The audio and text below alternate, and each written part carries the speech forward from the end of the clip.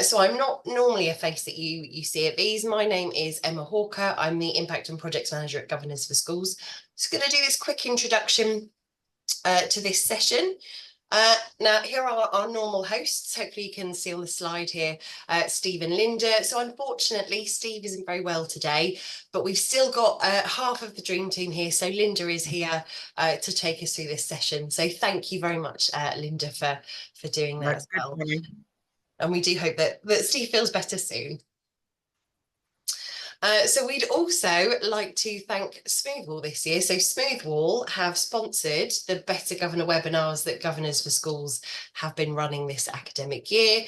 Smoothwall, one of the market leaders in digital safety and wellbeing in terms of education products and things. Some really excellent resources that could be so useful to governors in terms of understanding their responsibilities around digital safeguarding and wellbeing. And again, that QR code is there, so when you get the slides later on, you can give that a scan and read some of those really useful resources. Fantastic. I think I'm going to disappear and I'm going to hand over to Linda now. Thank you very much, Emma. So, as Emma said, we're going to look at this morning head teacher appraisal, but through the lens of it being something more than just something that we do at a single time once a year. So we're going to look at how that process of head teacher appraisal should be conducted in schools and in trusts.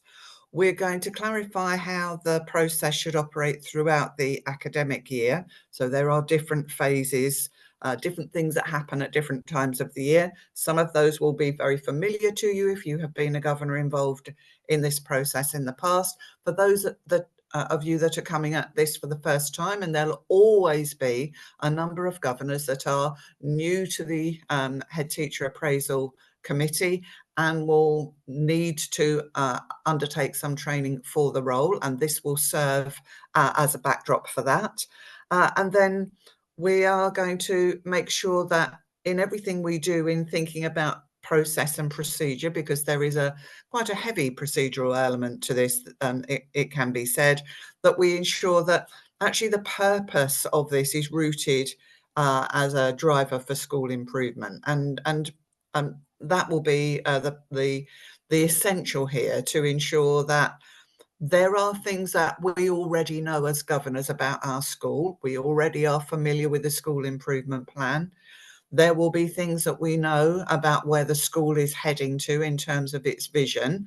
And those things are the basis of where we start our own preparation, thinking and reflection about being involved in this process, because none of this should be a surprise to us. It should be a part of our knowledge base of governance and an extension of what we do at our meetings and in our monitoring visits. So this shouldn't be just an add-on to that, but it should be an extension of the work that we do as a governor in a normal way. We're just extending our knowledge into a slightly more operational area with a focus on a process that needs to be completed properly, respectfully, but references a range of documents and expectations. So let's have a look at the backdrop to appraisal, thinking about this year in particular, but there haven't been any changes. So this process itself is statutory for maintained schools. It's rooted in legislation. And part of that expectation and part of that legal expectation is that the process should be supported by an external advisor.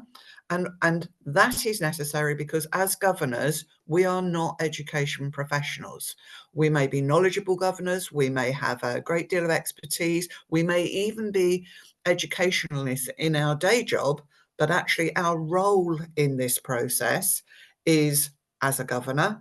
And therefore, we need to be supported, because this is a professional appraisal of our head teacher. We need to be supported by an external advisor who is themselves an education professional and has that knowledge and expertise and a proven track record in this type of work to be able to provide to us the support that we need to ensure that we do this job properly. So it's statutory in maintained schools, and it is good practice in academies. And I'll say a little bit more about that on a later slide. But it's also part of that Ofsted inspection in all schools, how well we do this, how effective we are in holding all layers of the school to account. And of course, one of the head teachers' roles, whether it's in a multi-academy trust at that local school level or in a maintained school, is to lead on the appraisal of the remaining staff in the school. So this is an important part of that oversight of staff appraisal and development. So let's think about this in a little bit more detail as not something that we just gear up for either in primary at the very end of the summer term, and there are a number of especially maintained schools where they do this final part of this cycle just before they break for the summer holidays. But for most of us in the arena of head teacher appraisal and governance, our committee will be operational early in the autumn term. That is not something that is just that one date that we've got in the diary for the external advisor to visit and for us to then carry out part of the tasks. So let's have a look at what that might be, first of all, rooted in, and what that might look like over a whole year. So first of all, this is a process that is built on sound relationships between governors and the head teacher. And this doesn't happen overnight. This is something that we build as new governors, we build as new chairs of governors, we build as new head teachers coming to a school and a board. And you may be in that position where you're welcoming in a new head teacher, or have welcomed a new head teacher since the beginning of this academic year. And this is the first point at which you're going to consider the whole process over that annual cycle. So it's important that we think about this as a constant, that we are continually looking for ways to build and develop and maintain a really good relationship, one of that slightly old-fashioned term now, that critical friend, that we're asking questions, we're testing evidence and information, because that in itself makes the school or academy a stronger, more open environment rooted in self-improvement. We need to build that trust. We need, as governors ourselves, to have knowledge of what the process of appraisal is itself. If we think of our own appraisal in our own work spheres, we would be incredibly disappointed if, when we met with our line manager, they weren't fully informed about exactly what they were supposed to be doing and how it was supposed to work. We wouldn't feel very respected. We wouldn't feel very valued. So it's important that we understand what our role is, what the process looks like, that there is a cycle of activities, and that we need, if we find ourselves wanting, when we've looked at this process over the next few slides, in detail, if we find ourselves wanting in what our practice has been over the previous year, we can build in and improve what we do over the following year. And as I say, this is based on a school improvement focus. Know what your school improvement priorities have been this year. Know your school plan. This should be your bread and butter knowledge that you've developed over the last 12 months, 9 months of the current school plan, in thinking about what it is your school was seeking to improve this year and how it was going to be measured, because it is more than likely that this will link into the objectives that were set for your head teacher at the beginning of this academic year, and therefore you'll recognise some of the evidence that you have been using for testing accountability in other ways.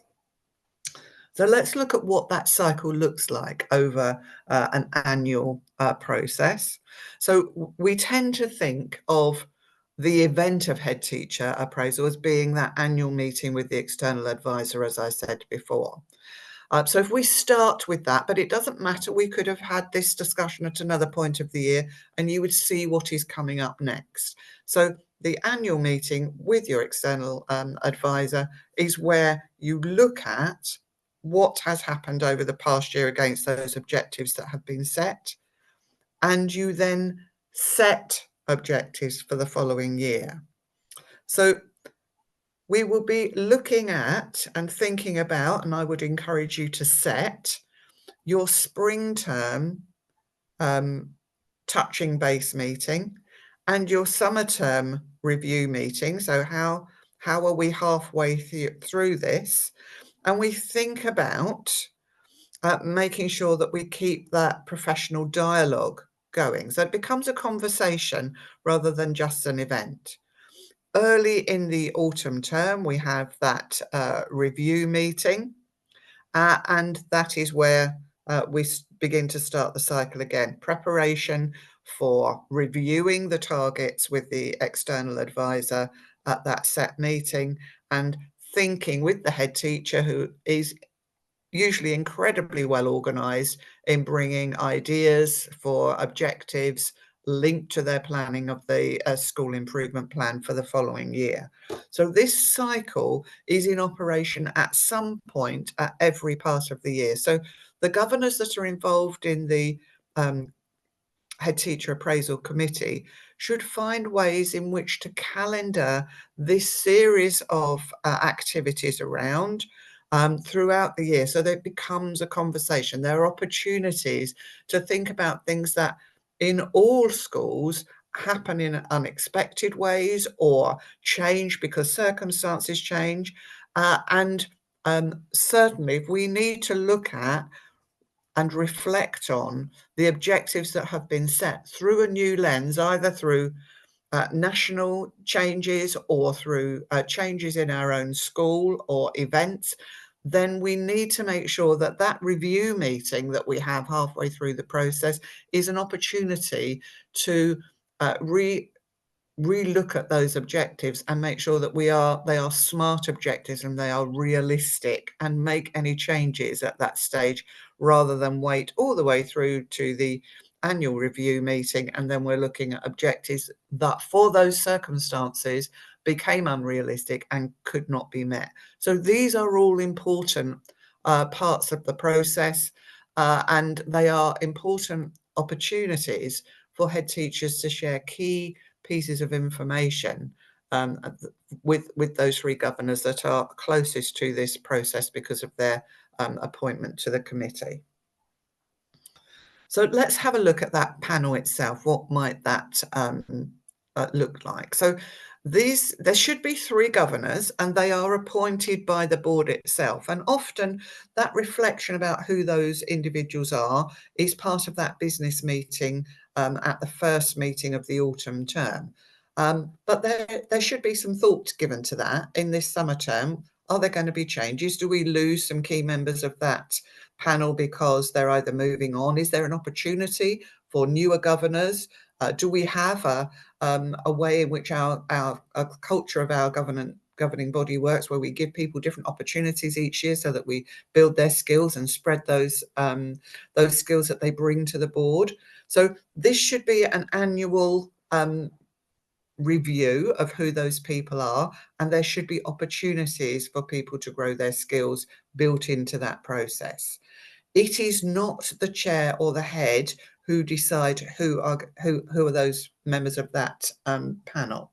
It should be the board as a whole, because as we know, the chair has no more power to direct or to inform than any other governor, and it should be a group of governors that reflect that diversity of the school, both in thought, opinion, and from an inclusion point of view.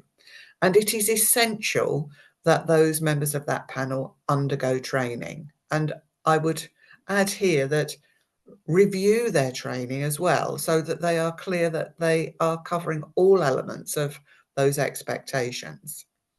So that's what should happen in maintained schools.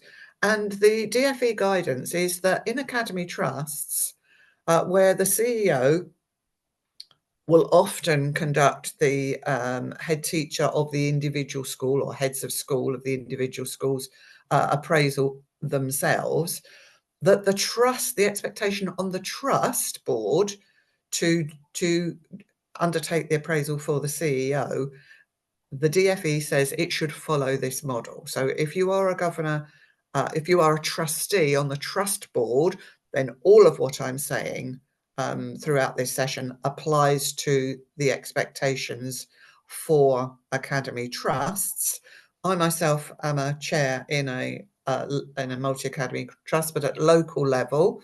And in our trust, the academy trust has set up a head teacher appraisal process with an external advisor, with a local panel of governors, and there are some separate instructions that are issued, but they are, you can measure them against the rest of the session that I'm sharing with you this morning. So we should be able to see where we fit into this and make sure that broadly we are following the spirit of this process if we're operating governors at local level and do have some responsibilities for head teacher appraisal.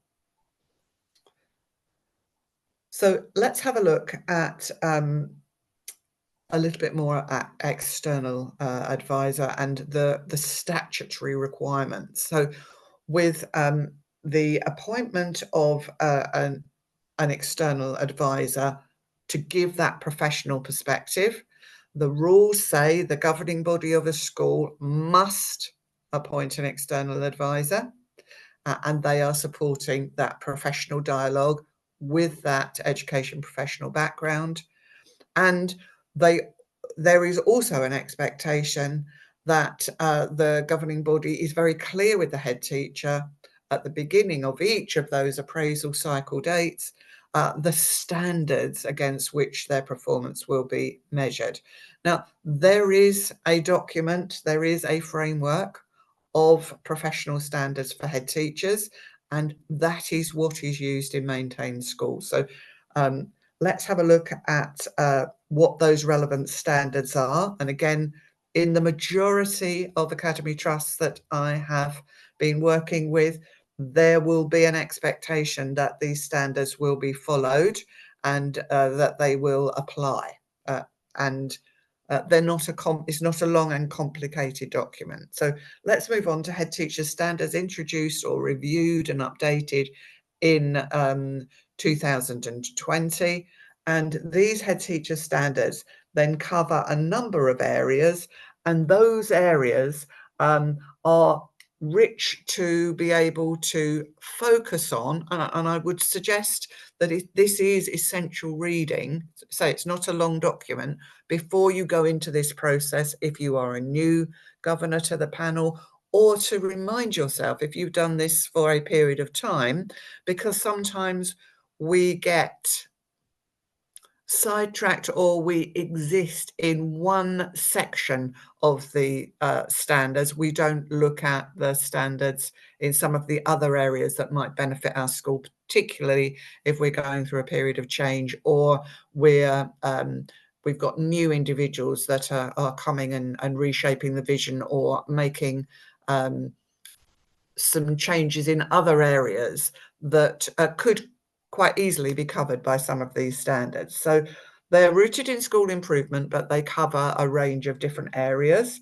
And if we look at those, if we move on to the next slide, we'll see that there are actually three main areas. And apologies, I know Emma's done her best this morning to try and reshape these slides, which looked perfectly correct in the format they were sent across, but have somehow jumped into a different format when they've been presented on the screen. So apologies for that. We had noticed that, but it was too late to correct it. So there are three areas: culture and ethos, and you can see if we're having organizational change or we've got new individuals joining us, a new head teacher leader, then we may well be thinking of some areas of culture and ethos. We might be at that point where we are reviewing our vision for the future, and this would be a good area to look at head teacher standards and say, is there something here that would really help us? And if we're looking at organisational effectiveness, again, we may have gone through a period of change. I know we have talked many times about attendance and behaviour in our webinars that we've delivered. But again, there's this big focus on attendance coming in September with the national data being collected at school level and shared.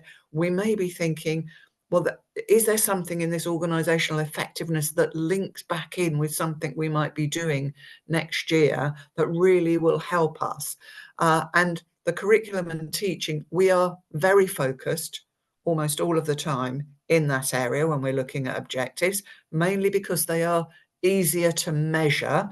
Measuring things in the culture and ethos and organisational effectiveness are a little bit more difficult. They are not impossible, but where we have got data-rich curriculum and teaching information and performance data, those are slightly easier areas in order to set smart targets so that we can measure them easily. But this is not a reason to shy away from maybe thinking about these other areas where they link so well with some of the things that we are doing in terms of our strategic priorities. So let's think a little bit more about external advisors and what we need to expect from them and what we need to expect from ourselves in ensuring that we have the right people doing that role for us. In the past, in many maintained schools, it was the same person, and the head teacher had a very strong view in who it was. And sometimes those relationships got quite cozy. Now, thinking back to what I said about it's important to build and maintain relationships with your head teacher, the external advisor is there to advise you as the governance head teacher appraisal panel in how to get the best out of this process. So they are advisors for you and they will help you to carry out this task. They will have made a request for a variety of different information from the school, and there should be some kind of testing of their ability to do the job. Some schools will buy in, and Steve and I work for a company called Strictly Education. We have a package that includes this role within it. Others will have different routes of gaining this support. A lot of local authorities may still have this offer attached to their school improvement package that you buy into, and therefore you can make some choices and you can test the credentials of those people who serve in this role. They will ask for this information. They will become familiar enough with your school through that information that they should be on the same page with you. So you think about these documents: school development plan, the self-evaluation form or summary, the performance data. Now, if they are using that to prepare themselves, then that is what you need to be doing too. It is probably what you have been doing throughout the whole year as governors, because there should be a consistency here. They will be, in all likelihood, doing this role for a number of schools. So they will have some experience and some expertise in the wordsmithing of objectives, what they might need to look like in terms of language, how they might help shape some of those success criteria. And thinking about some of those things that are more difficult to measure, they may well be able to help you shape, well, you could look at these pieces of evidence, you could do this kind of process that would allow you then to evaluate whether that success criteria has been met. They are not there to do the job for you. They don't lead you. One of the three members of the governor panel should be the chair, and that is the person who is leading on the process and requesting and feeding in the advice that is being provided by the external advisor. There are a few myths that have built up around this over the years. So the head teacher does not decide who the advisor is for the reasons that I already mentioned. But of course, this is a relationship. So we would have a conversation, and if you've got a chair of the panel, often that conversation begins with all of you, but is finalised, is agreed, is developed in terms of, this is normally a paid offer, getting the best out of the process. And we do want the head teacher to feel comfortable with the process, but we need governors also to feel that it is robust, it is the right expert, and that person is able to do the job the school needs in order for the school to carry on with its school improvement journey. The panel will meet with the advisor before the formal meeting, and that's usually all the same day and at a run-on time. So it might be that you have, as a panel, half an hour with the external advisor before then the head teacher joins you and you go on to that formal meeting. The head teacher will usually provide a set of documents that shows how they believe they've met their objectives. And again, this is something that the advisor will have had before the meeting, and as a panel you will have seen as well. So the first part of the meeting is about performance against the objectives. There are some rare occasions now where we see two separate meetings, but because this is a paid service, usually the setting of objectives for the following year runs on from the evaluation of or review of the original objectives for this year. And that is where that advisor is really helpful on those specific targets. And the advisor can help governors so they can lead that bit of the conversation that says, in their professional experience, this is how pay progression, this is where your head teacher currently is, where the school is, these are the options that you have, but they don't make the decision on pay progression. That is the decision of the panel itself. So let's look a little bit now at setting of objectives, because the reviewing of them obviously follows on from a very good set of objectives. And they have to meet these two tests. Firstly, that they improve the education of pupils at the school. Well, that seems fairly obvious, but I think that's good for you to reflect when objectives are being formulated. Is it ticking this box? And it needs to be such that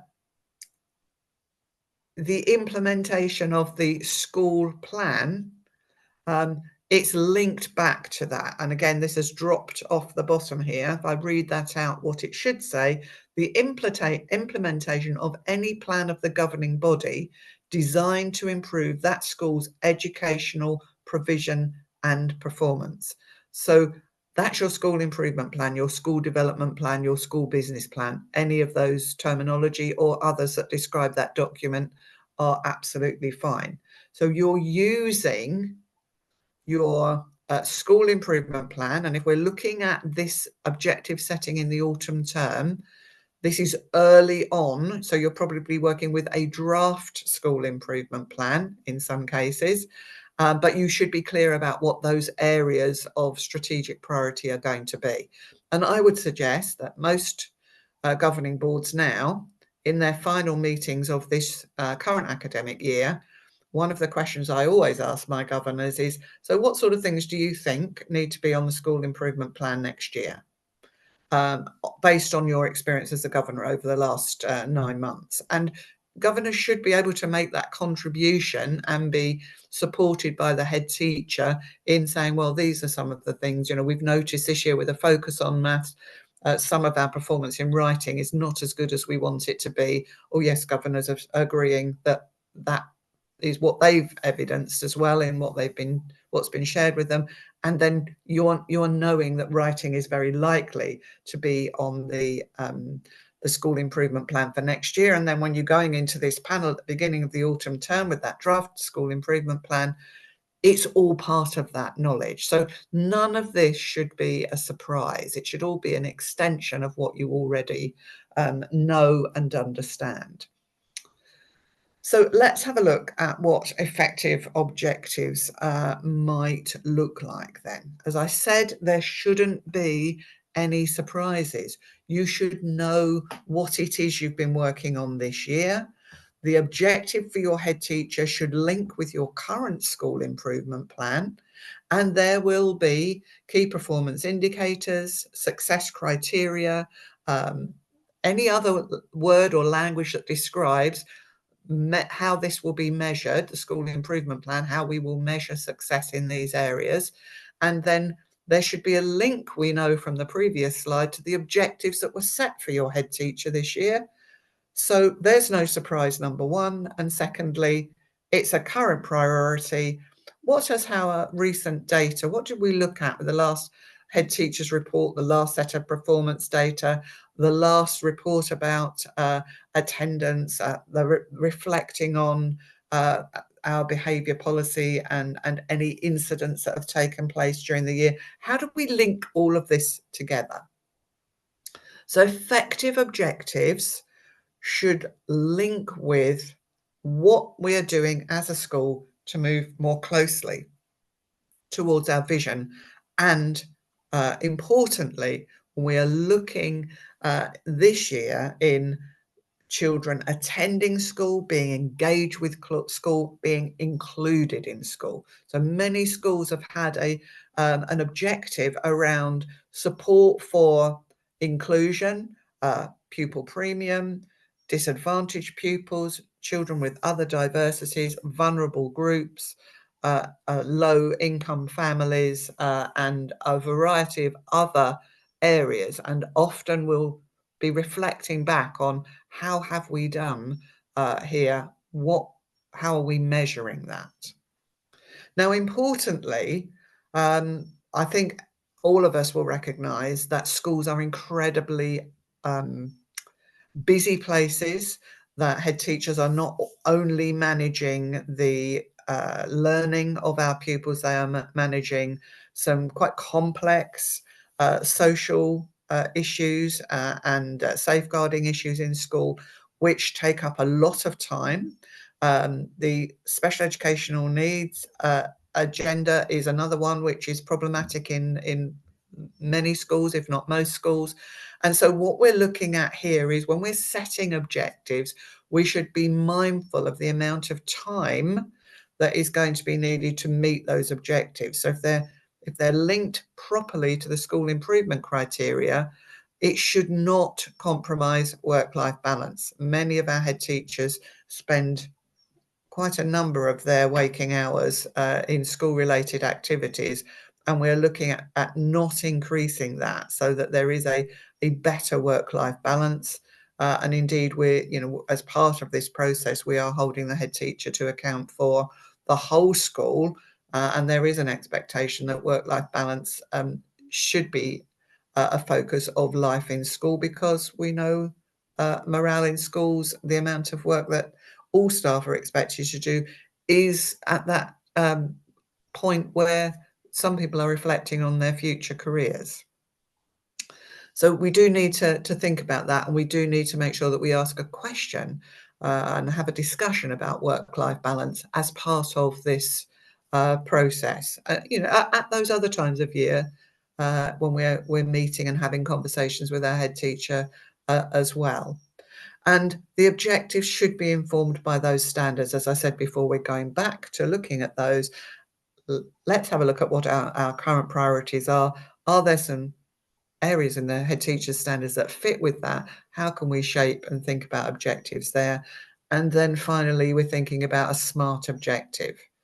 We're thinking about making sure that an objective is specific. So we've wordsmithed it enough that it's really clear. It's measurable. We've identified the evidence that we will use to make that a judgment about whether it has been achieved or not. it's achievable. So we're not being so ambitious that it's an impossible target to reach. And it's realistic. Those two go hand in hand. It's achievable and it's realistic. And this is where that mid-year review is so important to reflect upon.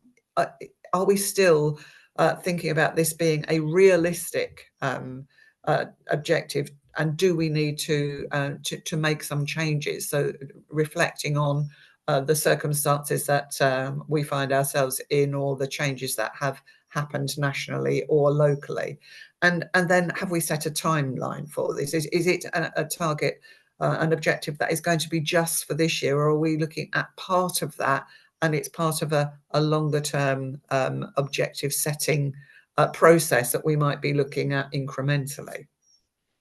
So those are really important, because then it makes it easier for the panel that then is looking at reviewing those objectives next year. If we've really been smart with our objective setting, the job of reviewing that and making those judgments about whether it has been fully achieved or partly achieved is so much easier.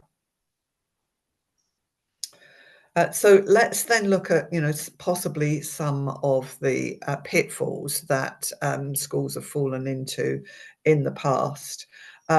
We are looking at those measurable targets, but we shouldn't be setting head teacher objectives that relate to teacher performance. That is better as part of the process that we're holding the head teacher to account for the appraisal of their staff members.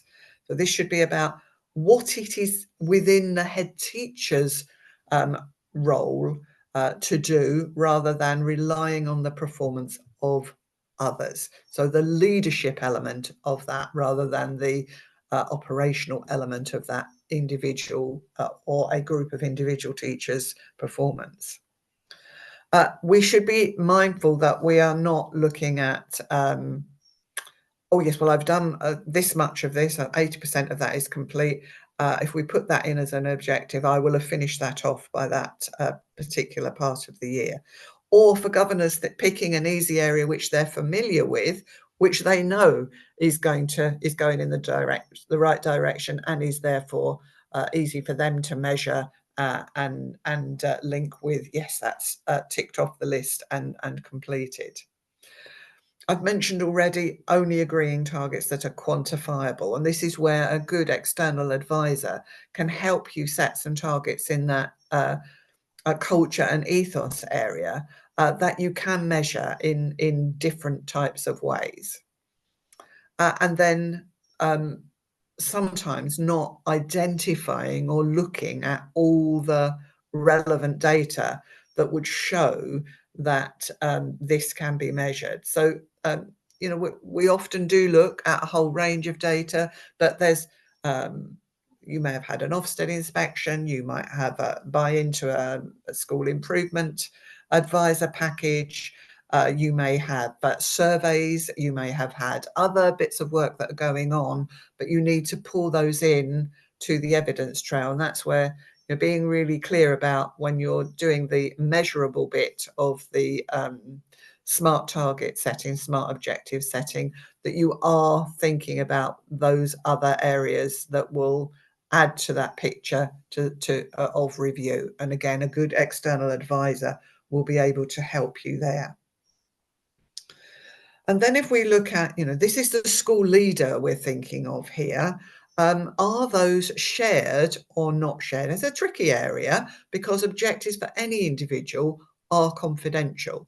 I am aware and know of a number of heads who are very happy to share their objectives, and indeed use it as a platform to set then the objectives of other members of their staff as they move through the autumn term. So they have their own external advisor visits early in the autumn term, exactly to be able to say, these are my objectives and these are how yours then filter down. School improvement plan, head teacher objectives, staff objectives, and you can see how that would work. Some head teachers will allude to their objectives. They'll give some themed areas that link back to the school development plan. And again, that sets that pattern for other staff appraisal. And in some circumstances, there are very specific personal targets for head teachers that have been agreed with the external advisor and the governor panel. And in those circumstances, it would be wrong to share those because they are indeed personal targets. I know in a couple of schools that I've served in as a governor in the past, we've had head teachers working on particular projects, particular qualifications, and those were built in that confidential way into those objectives for the year. And you know, very positive outcomes for the school because they were still contributing towards that pupil improvement and school development. So let's have a look at your own preparation as a governor, either as a governor at a distance from this process or a governor who is either likely to be chosen for the role, is already on a panel, or is interested in putting themselves forward to serve on this panel. So if you've already been appointed to the panel, then you would get hold of a copy of last year's objectives. Now, often what happens is that the head teacher will update the form or the summary that captured the objectives and the mid-year reporting, which the previous panel, which could or not include you at that mid-year review point, they will just update that whole document, and that will serve as a document that comes to the panel. So you've got the 3 or 4 objectives in there, and you've got a report by the head teacher about how they believe they have met the criteria for review, and linking back in with various sources of evidence to demonstrate that. And if you have other members of your governing board who haven't had any recent training, then this session is being recorded, so they should access and understand what their role is. And as I've said a couple of times already, this is very much rooted in your school development plan. And when you're looking at setting objectives for the upcoming academic year, you're probably going to be looking at that draft school development plan if your meeting is early in the autumn term, but please reflect on the remainder of the summer term of what that is likely to include, because you shouldn't be surprised. You should be able to say, yes, my school is going to continue focusing on disadvantaged pupils because we can see the data is telling us we must. Therefore, there should be an objective in that area. And I don't wish to lead you in that area. I'm just giving that as an example. But for many of us, we will be thinking of an objective that links somewhere and somehow to some of that work. And then thinking about that, reflecting on your external advisor. Has it been the same person for a number of years? Are they still delivering value for money? What are their credentials? If you're going to change, or if the head teacher is new to the school, how might that change? When do you need to engage with this process to make sure that it isn't a fait accompli and just gets scheduled in the meeting? And who is going to chair your panel? If you haven't, if you're losing your chair because they're retiring or they're leaving the governing body because the end of their term, where is that person going to come from? How might they give you that leadership? And then thinking back about that cycle of activities, make sure that you plan all of those meetings over that cycle so that there are opportunities for reflection, conversation, and a review. We will have a new government. There may, in time, be educational policy changes, and that may have an impact on the objectives that you've set with your head teacher, and you may want to reflect on that in the spring term and make sure that you've got an opportunity for that. In my own situation, we do use an external advisor, that advisor doesn't come to our mid-year meetings, but if we needed that person to come, then we have got that option to request a further meeting with their support to help shape anything that may or may not have changed. So again, it is important that you understand why you are there. It's not a rubber stamping activity, as we know no governance element is, but you do need to be prepared. You do need to be respectful, and you do need to be professional in this role, because you are evaluating your head teacher's performance against these objectives, and it will have an impact on what pay award is within your gift to provide, unless your head teacher is at the top of their pay scale, which is a little bit more tricky. But remember, when you are feeding back and updating on this, and often the external advisor will take notes and will give you a report and some feedback. If that is not the case, then again, it's thinking about how you evidence that you have done this, you have been effective in this role of head teacher objectives. And normally, once those objectives have been drafted, there'll be an at a distance opportunity for the panel to then sign off those objectives as in line with and following on from the conversation that you have had at that initial meeting to set those next set of objectives. Now, I know I've missed Steve on the review, the question panel this morning, so I'm just going to have a look at some of those questions and respond to them. Linda, I can help there actually. I've been monitoring the chat and the questions and answers, and we've had some really interesting questions and thoughts come in. So is it okay if I pose a couple of those to you? Absolutely, go for it. That's really helpful. Fantastic, thank you. So there's been a little bit of discussion in the chat about whether the chair of the governing board should sit on that panel and what that means in terms of any appeals. And I wondered if you could just talk about that a little bit. If you do this process with real thought and rigour, then it is very unlikely that you will get an appeal, because your external advisor will make sure you don't fall down any legal or regulatory holes. But also, some of the issues in the past that have led to appeals is not being clear about the measurability of those objectives. So what evidence will be used and how it will be used. Or when I mentioned previously about the pitfall of making an objective for the head teacher reliant on the performance of an individual teacher or group of teachers. So, you know, if you're the head teacher and you're being judged for improvements in science, then what is it that is about your leadership that is going to make that difference rather than the science faculty? So I think we've got better, both in terms of external advisors better at setting these objectives, but also when we're thinking about whether it should be the chair of governors on a panel, often the head teacher has the confidence of that relationship with the chair of governors, and they may well have been the person that is meeting with the head teacher during the year. Now, I wouldn't want to come down on either side of that. Some of those relationships do get a little cozy and therefore not objective, which is why we're saying 3 governors.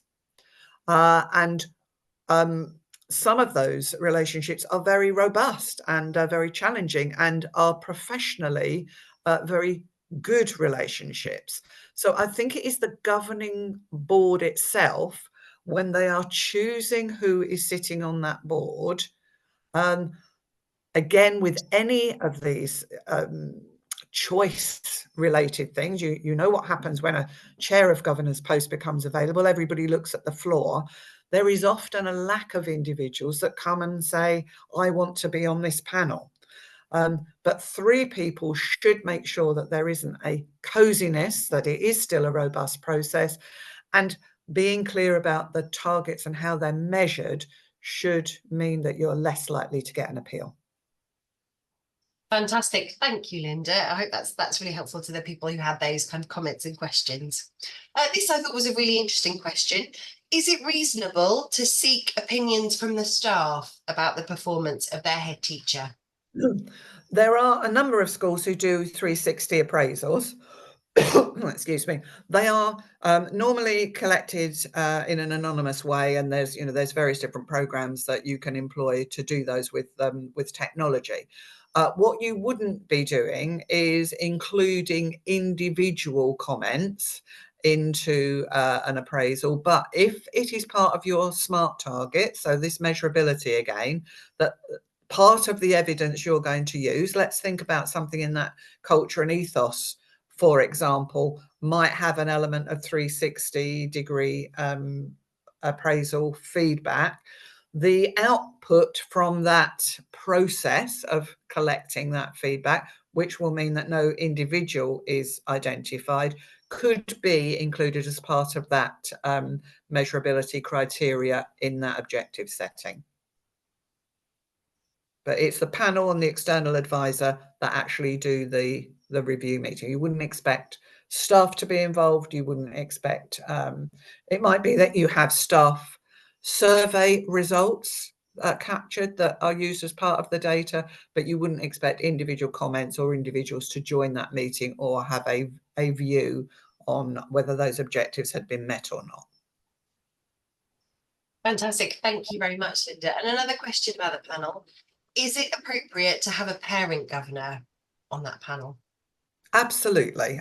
We have to get away from the idea that whatever category of governor you are, you bring some kind of agenda with you. I mean, local authority governor will be on a governing board. We don't make that assumption that they're not suitable. When you become a governor, you sign up to a code of performance. If you are not meeting confidentiality standards, it doesn't matter what kind of governor you are, we should not insult parent governors by saying that they're likely to go and share all this information with other people. I think that's an entirely wrong assumption to have. We should appoint the right people to governors. We should treat them as professionals, and we should hold them to account for their performance on the governing body. So if they're not meeting the Nolan principles, then your chair should already have been dealing with that, and they may not be selected for the panel because of other reasons. But just because you're a parent governor, there is absolutely no reason why you shouldn't be on a panel at all. Fantastic. Thank you so much, Linda. And this one I think is a really useful question as well. If a new head teacher is appointed mid-year, what happens about the appraisal for that new head teacher? Do they have targets set for part of the academic year, or do you wait for the cycle to start again? As part of their appointment process, obviously the targets that were set for the head teacher that has left the school. And so they are not appropriate for that new individual.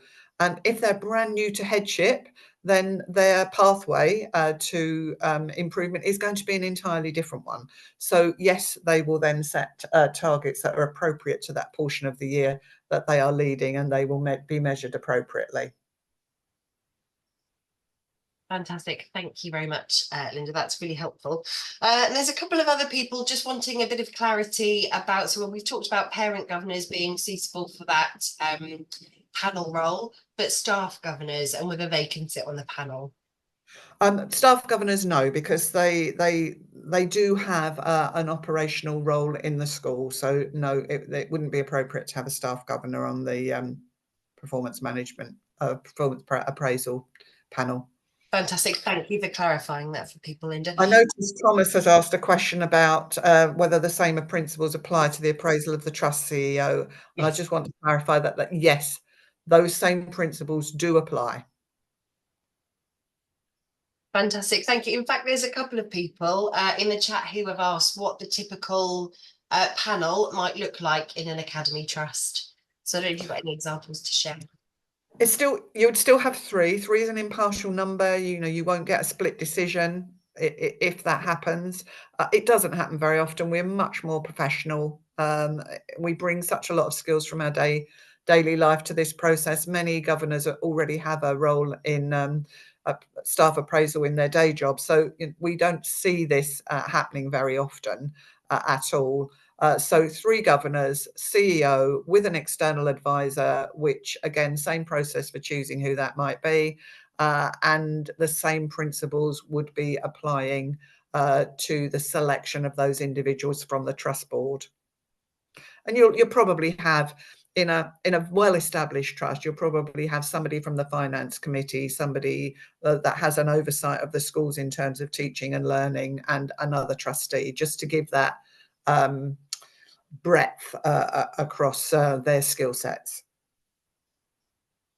Thank you, Linda. And would you expect to see perhaps governors at a local level being involved in that panel potentially as well? It's the decision of the trust. And again, a lot of trusts will use 360-degree technical evidence gathering. Some trusts, the CEO of the trust will do all of the head teacher appraisal review meetings themselves, and the local board has no involvement at all.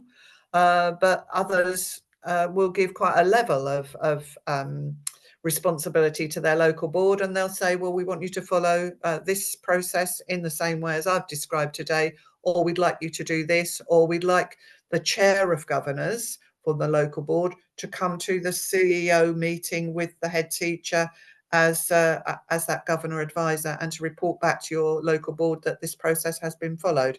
It's entirely up to the trust how that operates, and look at your scheme of delegation, or ask your trust board if that's not clear how that happens in your trust. But it can be in a range of ways. But I would always say good governance follows the same set of principles. So is it robust? Is it fair? Is it transparent? Fantastic. Thank you very much. There's another really interesting question, I think, in the Q&A that's come in. Is it a statutory requirement to have 3 governors on the panel when we've only got 5 governors in total? So if you've got a very small governing body, what can that potentially mean for your panel?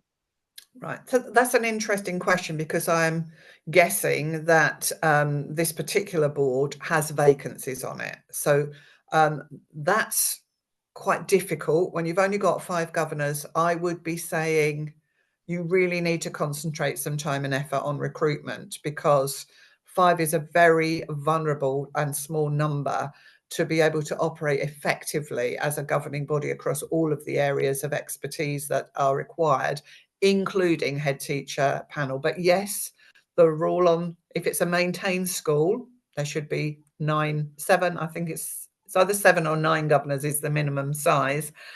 So you really do need to think about getting new people on board, but you will need to use 3 of those 5 to do your head teacher appraisal panel. And you will need to make sure that you're robust enough that if you did have an appeal, you wouldn't have enough other governors to be able to follow that on. I say they're very, very rare. I haven't come across one for some years now, but make sure that those 3 people are very well prepared. Fantastic. Thank you very much. And maybe we can just squeeze in one last quick one that's coming. Thank you, from Rosemary. Does the panel still make decisions on pay progression? Yes, indeed it does. So the external advisor can give you advice on that, can make sure that you know what school range you're in, because how much you pay your head teacher is linked to how big your school is. And also your head teacher may already be at the top of the range of their payments. And so you can't, they are at the top of that range. There isn't any more progression for them to have in their current role. Or in exceptional circumstances, you can provide a head teacher with a jump from one progression point to another. You can make that bigger, but you have to have exceptional performance. And then when you're talking about what makes exceptional, how you judge that, then your external advisor is the person who can help you with that, because they can help you with compared to performance in another school. You know, they're looking at lots of different schools. This would be considered exceptional, or this wouldn't be considered exceptional. They won't give you information about other schools, but they can help you in how you measure whether that what you're doing is realistic. And remember, what we're doing is we're not saying we like you as a head teacher, we recognize that you've worked hard, we want to give you more money. This is about following that robust process, being clear that what you're doing is you're evaluating performance against the objectives that were set and the measurements that were identified to do that. Fantastic. Thank you so much, Linda. I know on the slides at the end there's some really useful links and things that have been included for people, and we will share those slides along with the recording when this goes out. But thank you very much to everyone who's joined us. Thank you for your brilliant questions. And Linda, thank you so much for doing this solo while Steve's unwell. It's been really helpful and interesting. Thank you so much. And good luck with all of your reviews as you go into the next academic year. Thank you. Absolutely. Thank you very much, everyone. And again, thank you to Smoothwall for their sponsorship of this webinar series this year. Thanks very much, everyone. Bye-bye. Bye-bye.